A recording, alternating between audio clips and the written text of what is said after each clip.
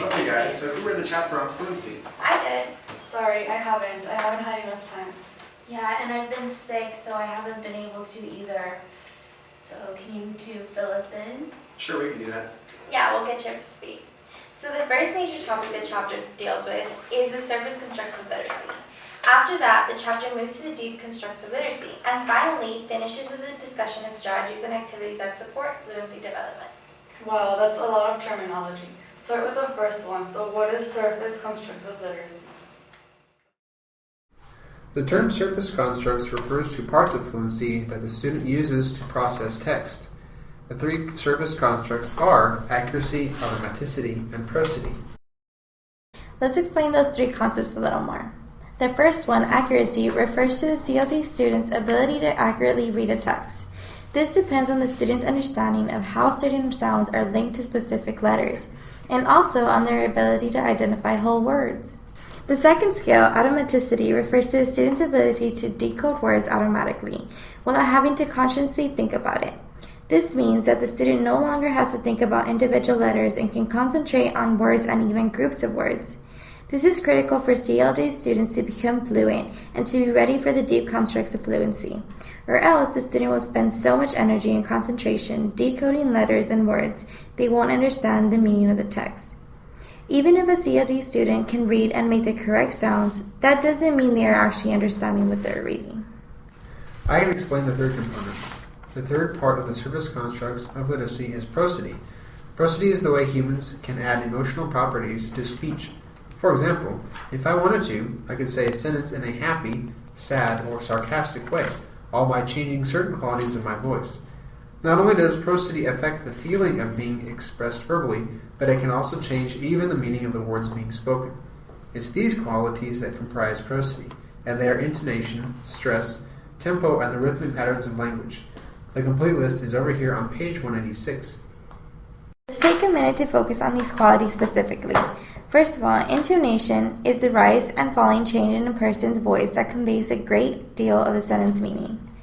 A rising pitch at the end of a sentence indicates it is a yes or no question, while a falling pitch indicates either a statement or a question that is asking about something other than a yes or no answer. Languages that use this quality are called tone languages. For CLD students that come from a non-tonal language, this quality can be confusing. They may forget to add the proper tone to a question and make it sound like a statement, or vice versa. Intonation can be used to achieve a sarcastic quality. We all know the statement, "Oh, well, that's just great." Usually means that something is actually not great at all. Even if the words were different, the tone of my voice would tell you the words were not meant literally. Imagine how strange this property of intonation might seem to a CLD student. That's very interesting. Just thinking about the textbook's example sentence, "Isn't he smart?" I could say this sentence at least 3 different ways. In English, all words that have multiple syllables have one syllable that is said a little more emphatically than the rest. That's what stress is. It's incredibly important because it can sometimes change a word's meaning. For a CLD student, these stress patterns, as they are termed, may be foreign to their native language. This can lead to struggles with comprehension and speaking. One of the big ways students can learn the stress patterns of English is by becoming familiar with the orthographic markers that indicate stress. A good example is an umlaut, which modifies some vowels and does not exist in English. A CLD student coming from a German background where the umlaut is common may easily make mistakes in their speaking because of this. Actually, I think I can explain tempo. I've been looking here at the textbook and what it says about it. What it says is that for fluency to not be negatively impacted, students need to read at an appropriate rate, and that to be able to accomplish this, students need to phrase or group the text into meaningful groups. Doing this incorrectly is termed parsing. If a CLD student's native language has syntax that is very different from English, they may have problems with this. Hey, and I can explain the last one. I read it just now. The rhythmic patterns of language refers to the system of pauses between words and stress that certain words receive, depending on whether they are content words that are essential to meaning or function words like is, and, of, the, and so on. For a CLD student to grasp this concept, it's very important that they be exposed to clear examples of stressed and unstressed words. Hey, good job, guys. You nailed the last two perfectly. Moving on, the next section covers the deep constructs of literacy. In the deep constructs of literacy, comprehension is the key. In addition to key vocabulary practice, a student developing at the deep constructs level should be able to decode and comprehend at the same time. In order to facilitate that, students need to learn metacognition, which is the student's ability to think about their own thinking. By being able to do this, a CLD student can assess their own understanding of the text and focus on specific parts that might be problematic. Right. Additionally, because a CLD student's ability to read quickly and accurately isn't the best way to measure their level of fluency, teachers need to be careful to not overuse standardized fluency assessments.